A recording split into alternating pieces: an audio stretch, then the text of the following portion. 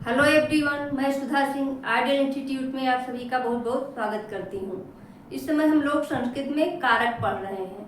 आज हम संस्कृत के कारक के अंतर्गत षष्ठी विभक्ति यानी संबंध कारक के बारे में पढ़ेंगे। तो आइए शुरू करते हैं। संबंध कारक का पहला सूत्र है षष्ठी शेषे। पहला सूत्र है षष्ठी शेषे। जब एक वस्तु का दूसरी वस्तु से संबंध प्रकट किया जाए, जब एक वस्तु का दूसरी वस्तु से संबंध प्रकट किया जाए, चाहे वह संबंध स्वामी सेवक का हो, जन्य जनक का हो, पिता पुत्र का हो, तो वहां पर षष्ठी विभक्ति का प्रयोग किया जाता है। उदाहरण के लिए जैसे राज्ञः पुरुषः, राज्ञः पुरुषः, राजा का यानी कि राजा का आदमी, राज्ञः पुरुषः यानी कि राजा का आदमी। दूसरा सूत्र है हमारा षष्ठी हेतु प्रयोगे। षष्ठी हेतु प्रयोगे यानी कि हेतुवाचक शब्द जहां पर आए, हेतुवाचक शब्द जैसे हेतु, कारण, निमित्त आदि शब्दों का प्रयोग जहां पर हो, वहां पर षष्ठी विभक्ति का प्रयोग किया जाता है। उदाहरण के लिए यानी षष्ठी विभक्ति में जहां हेतुवाचक शब्द आएगा वहां पर षष्ठी विभक्ति का प्रयोग होता है। उदाहरण के लिए जैसे गजेंद्रः अत्र कस्य हेतो वसति, गजेंद्र अस्य कत्र हेतो वसति, गजेंद्रः अत्र कस्य हेतो वसति। यानी कि गजेंद्र यहाँ पर किस हेतु के लिए या किस निमित्त या किस कारण के लिए बसता है, किस कारण से रहता है। गजेंद्र अत्र कस्य हेतु वसति। दूसरा उदाहरण देखेंगे हम लोग, कृषकः अन्नस्य हेतु क्षेत्रम गच्छति। कृषकः, दूसरा उदाहरण है हमारा कृषकः अन्नस्य हेतु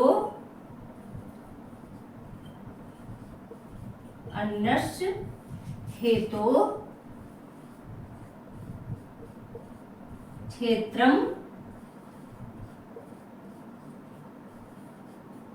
गच्छति।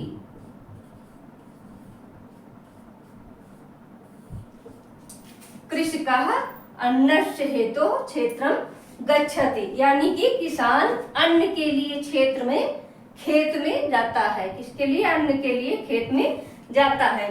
चलिए हम नेक्स्ट सूत्र देखते हैं। अगला सूत्र है हमारा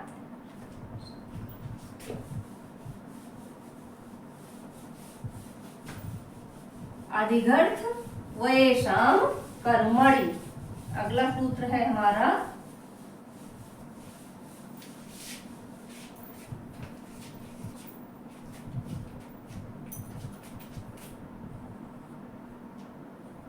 अधिगर्थ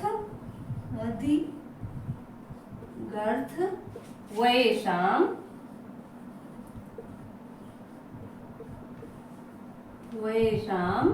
कर्मणि।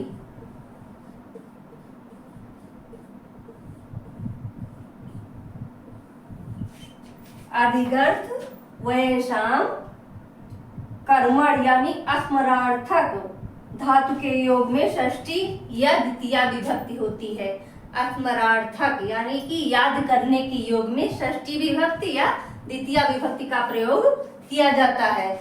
उदाहरण के लिए है हमारा पहला सह पितु पितरम वह स्मरति। उदाहरण के लिए इसको उदाहरण से समझेंगे।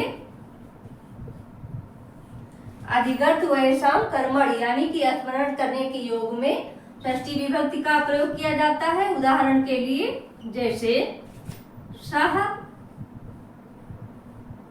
पितु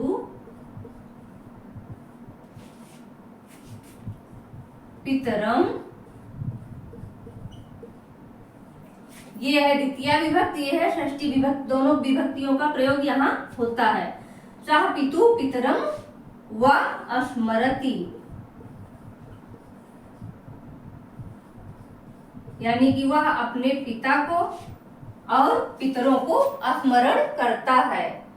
सः पितु पितरम व स्मरति, वह अपने पिता को और अपने पितरों को स्मरण करता है।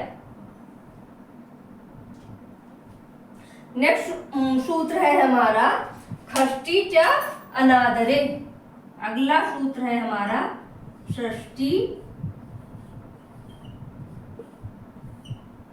च नादरे।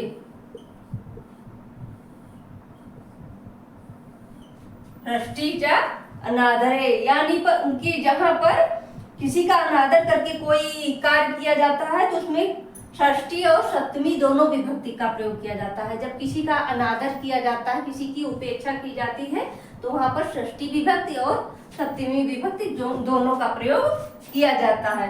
इसका सूत्र है षष्ठी च अनादरे।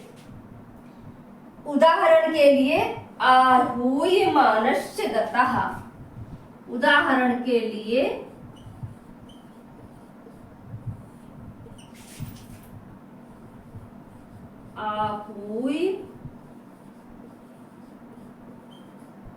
आहूयमानस्य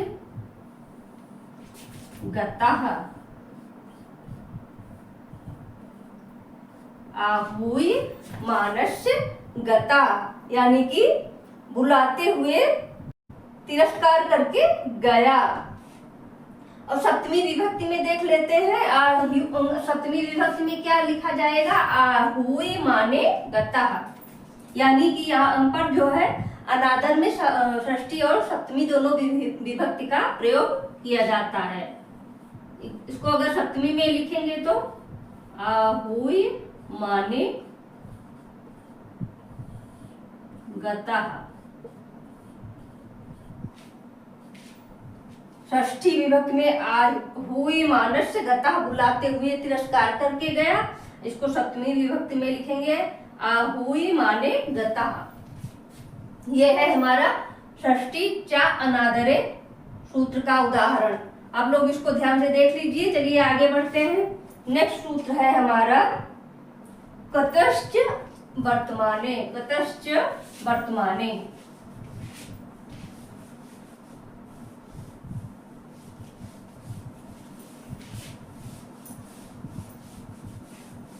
कतश्च वर्तमाने।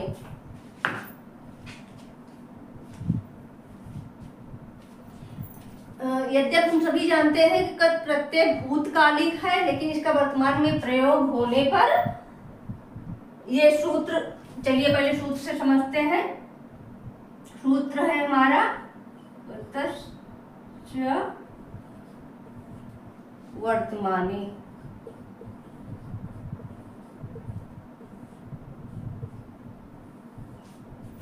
सूत्र है हमारा कतश्च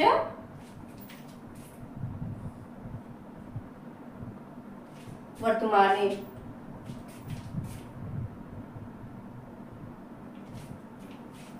यानी कि कत प्रत्यांत शब्दों के वर्तमान कालवाची होने पर षष्ठी विभक्ति का प्रयोग होता है। कत प्रत्यांत शब्द जो है ये वर्तमान काल में जब प्रयोग किए जाते हैं तो वहां पर षष्ठी विभक्ति का प्रयोग होता है। जैसा हम सभी लोग जानते हैं कि कत प्रत्यय भूतकालिक है, लेकिन इससे मिले जुले हुए शब्द जब वर्तमान काल में प्रयोग किए जाते हैं तो वहां पर षष्ठी विभक्ति का प्रयोग किया जाता है, जिसका सूत्र है कतश्च वर्तमाने।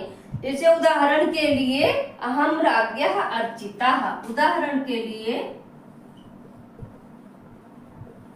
उदाहरण है हमारा अहम राज्ञः अर्चिताः। मैं राजा का अर्चित हूँ। मैं राजा का अर्चित हूँ। यहाँ पर तः प्रत्यय आया है जो कि भूतकालिक है, लेकिन इसका प्रयोग वर्तमान काल में किया गया है, इसलिए राज्ञा में षष्ठी विभक्ति का प्रयोग किया गया है। दूसरा उदाहरण देख लेते हैं। राज्ञाम मतः बुद्धः पूजिता वा। दूसरा उदाहरण है राज्ञां मतः बुद्धः पूजितः